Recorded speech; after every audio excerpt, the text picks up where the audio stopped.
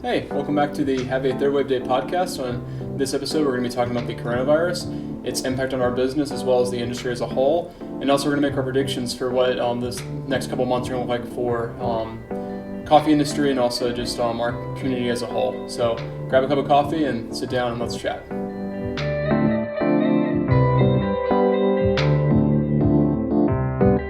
All right, so before we begin, I just want to mention that the coffee that I'm drinking today is the Rwanda Nya Kabingo.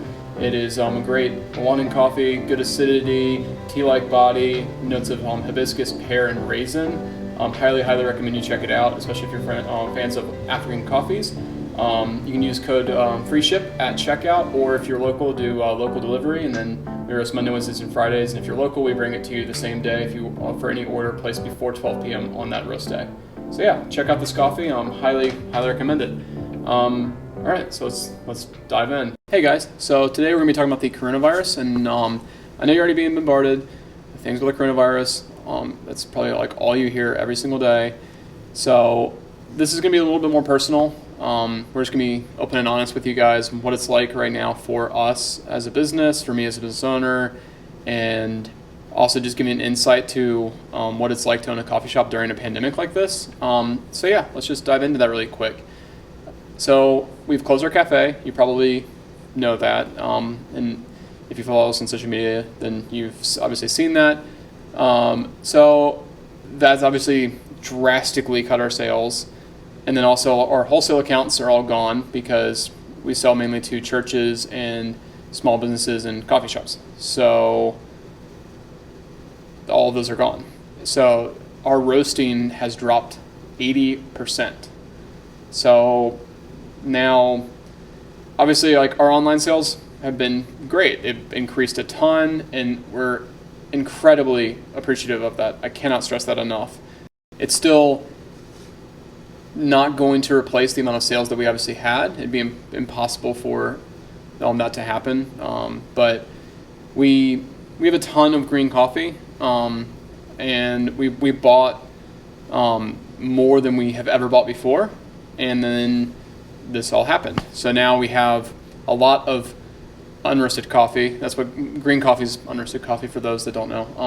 We have a ton of unroasted coffee that has a shelf life of about a year, and we should still be able to go through it all, but it's now going to shift our schedule of buying coffees, and instead of expecting to buy coffee at the end of the summer like we typically do for like some Central American coffees, now we don't need more coffee at the end of the summer because we are barely going through what we just bought. So yeah, we have that's one thing that to consider that's kind of behind the scenes. Obviously, like we have also like a lot of other things like all of our roasted coffee that we closed so quickly. We had a ton of espresso. We typically roast about 150 pounds of espresso a week for ourselves. And then in addition to that, there's also the espresso we roast for others. But just for ourselves, we roast 150 pounds a week. So at any given time, we can have 100 or 200 pounds of espresso. Luckily, I was weighing out the options, like I said, of what to do, when to make the right decision, and so I knew it was coming. I just had to find the right time. So I cut back how much we were roasting for espresso and bag sales and all that. Like I lowered everything down so we didn't have a huge inventory, but I did make the decision very last minute because I waited until we had the stay-at-home order by our governor. And once that was issued, I was like, people will understand it more if we do it alongside this order. So we did that kind of as an excuse to be like, so more people would be understanding of it, because we still have people that don't understand and are in our area that are belittling the disease and like acting like this is no big deal, and and like I get that everything is different and it's hard for everyone, but we wanted to make the right decision to protect our community, protect my employees, protect my health. I'm at high risk because I have an autoimmune disease. Our customers have cancer. They have people that have autoimmune diseases, and if I made the decision to stay open and then we had someone that got the virus, or we infected someone, or someone got infected here, or I got it, or whatever. It's like, that's not worth, staying open and doing to-go lattes and all that. It wasn't worth it. And so, but because I closed so last minute, we have lots of extra milk, which we gave to our employees. We gave all of our food to our employees. We allowed them to take whatever they needed, and that way we didn't pour milk out, especially at a time like this, or especially back then there was extreme limits on milk and everything when we did close. But yeah, we still have a lot of product that is just going bad. All of our syrups that we made have been poured out, and we have a lot of milk at a different location. We have a second location that is a private location inside of Genworth Financial. They closed even before we did, but they closed so last minute that our employee that was working was like, hey, they're telling us we're closing in an hour, and we didn't know. They originally thought that it might be a short, like 1 week, 2 weeks, something like that.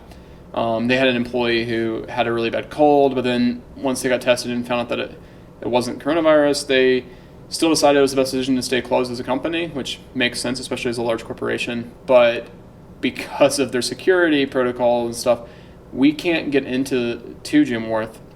So we have like 25 gallons of milk there. We have heavy whipping cream to make whipped cream. We have made whipped cream there. We have syrups, and we have like 50 pounds of coffee there. And all of that has already been there for over a month now, like almost 2 months now. And yeah, so now all that's gone. It's all wasted. And so yeah, as a financially as a company, we're definitely feeling hit by this, as you could expect. We're still making it work. I am the only one that's working. I'm the one that is roasting and doing deliveries, and I am looking at ways to be able to have a way that we can make money, have our baristas get paid, and then also still be doing something for the community and giving coffee to our community. I'll be talking about that later in the podcast, so just a teaser for that. But yeah, overall, we are super appreciative of anyone that is ordering coffee, and for everyone asking how we're doing. Thank you so much. It's incredibly encouraging to hear from our fans, and we miss you guys. We want to serve you guys, and we're going to do whatever we can to find the balance between making the right decisions for our community, for our health, and then serving you guys, because obviously that's our goal as a coffee shop. So yeah, let's talk really quick about how I've seen this virus affect the industry.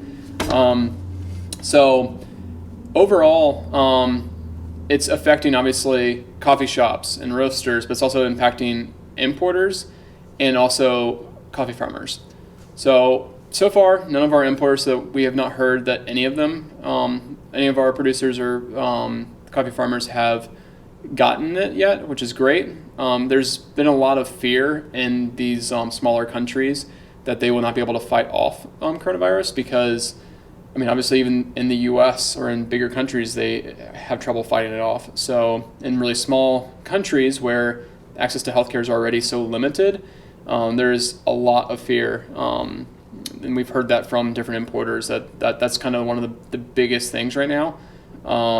So yeah, keep that in your mind, keep that in your prayers for the growers and producers of our coffee.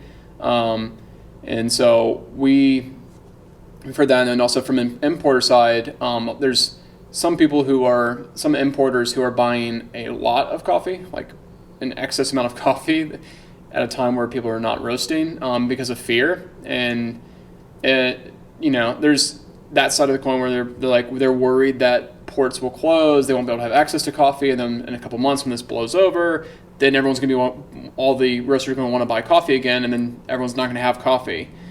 That's high risk, and I guess it could be high reward.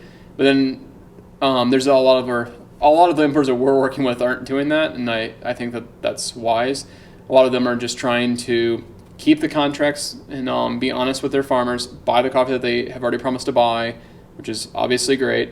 And then they're trying to also, a lot of them are trying to offer help to us if we're buying coffee. Currently, we are not buying coffee, but if we were buying more coffee right now, they're trying to offer sales and stuff and try to cut some of their profit, but make sure that they get rid of the coffee that they have, but then also help out the roasters like us.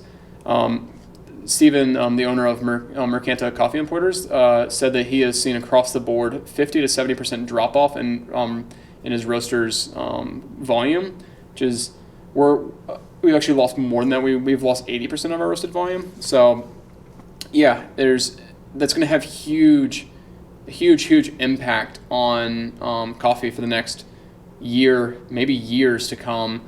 And there's no way of telling how this is all going to shape up in the end of things. But just that from what we're seeing currently, like the next 6 months are going to be very interesting to see from my point of view and from Roaster's point of view, because we bought a lot of extra coffee right before this all began. So now we have too much coffee, and then there's a lot of other people like us who they have coffee for the next 6 months, and then they're not really buying coffee till the next season, and then now they are going to have so much extra coffee they're not going to be buying coffee from certain countries. And so we're still going to be buying coffee from the same countries, like that we always buy coffee from Guatemala. We typically buy that always in like late summer is when that coffee comes in, and we're still looking at buying coffee from the same farmers, but the amount of volume that we can buy realistically without that coffee going bad is just going to have to be lower. And that's how farmers can be affected so easily by this. And it's hard. Business is hard. Making the right decisions as a business owner, especially when you're affecting people, is very hard. So yeah, we're looking at how we can do the right thing for farmers, potentially buying some other coffees that are scoring a little bit less points to use in blends or use for wholesale accounts, that like for churches who just want, cheaper coffee, that they don't want, really high-end coffee. So we can still give money to the same producers without having to buy higher-end coffee only. So we're looking at options like that so that we can still try to give the same amount of money to those producers so they don't lose money from us just due to this pandemic. But yeah, another aspect of this is the future of like what our plans are, and I mentioned that earlier. So yeah, we're going to look at what I expect for the months to come.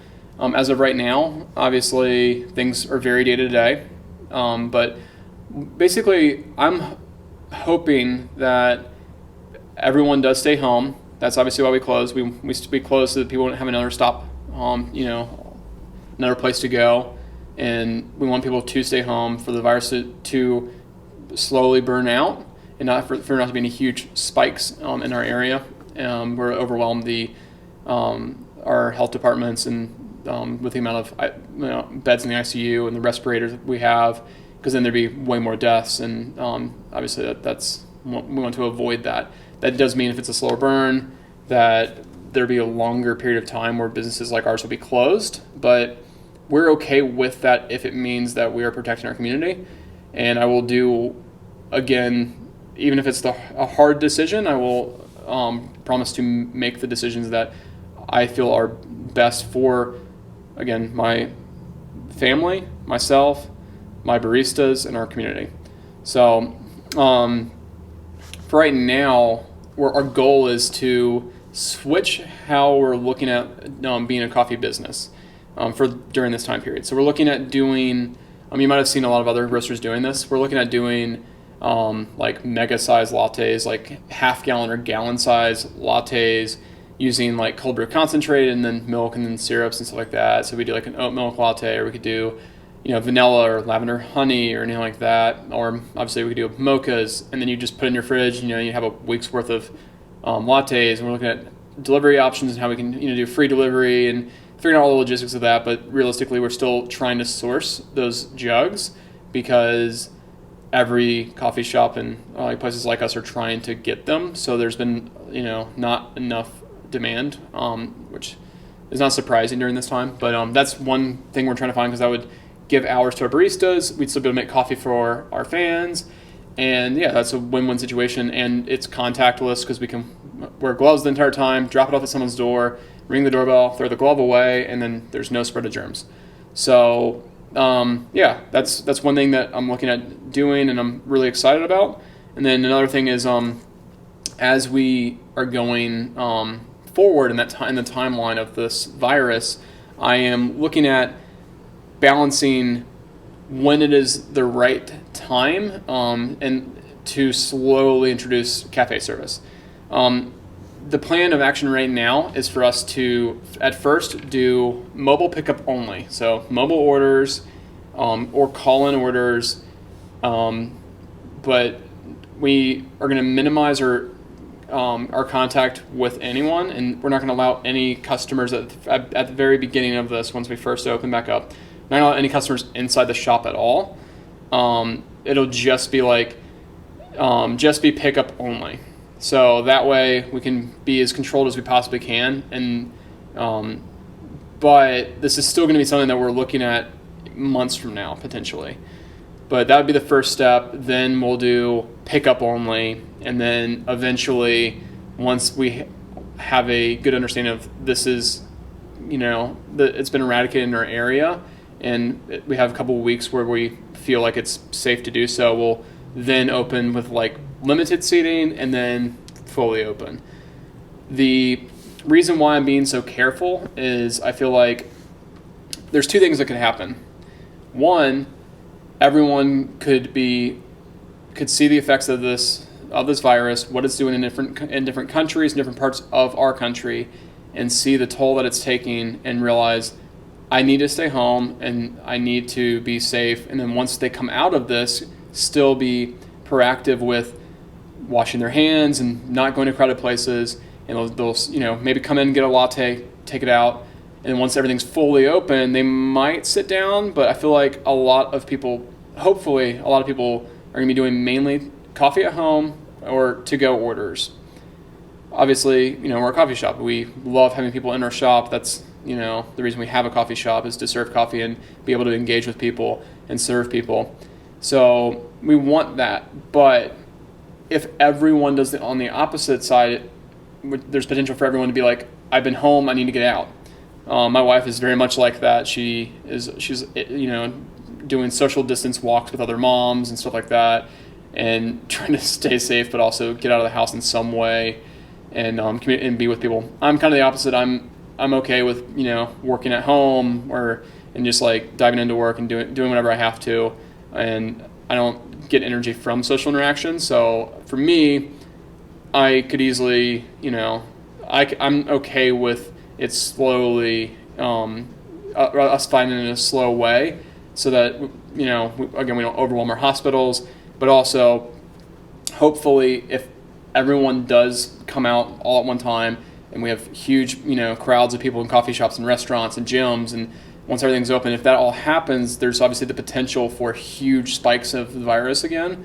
And so yeah, hopefully that's not what happens. Hopefully it is going to either be people being really careful and cautious and germaphobes, and hopefully that people are more cautious like that, or the virus is just completely gone and people go back to normal life quick and nothing happens. But ideally, we want to serve coffee to you. We want to make sure that people in our community are safe, and we will do whatever we can to make sure we have both of those things. All right, so the best thing that you can do right now, if you're a big fan of coffee, if you're a fan of us, if you do buy coffee, that is a huge help, and we appreciate it a ton. If you maybe aren't in this area, but you have a local roaster to you, that's near you, and you want them to be there in a couple months when this is all said and done, then go support them. If you want to visit them, then do what you can right now to find a way to support them if you are financially able to. If you're not financially able to, or maybe you don't make coffee at home, then share their social media post, tell your friends that do make coffee, do whatever you can to support them, because this is a tough time for coffee industry or hospitality industry. So yeah, we just stay safe, make good coffee at home, and yeah, have a third wave day.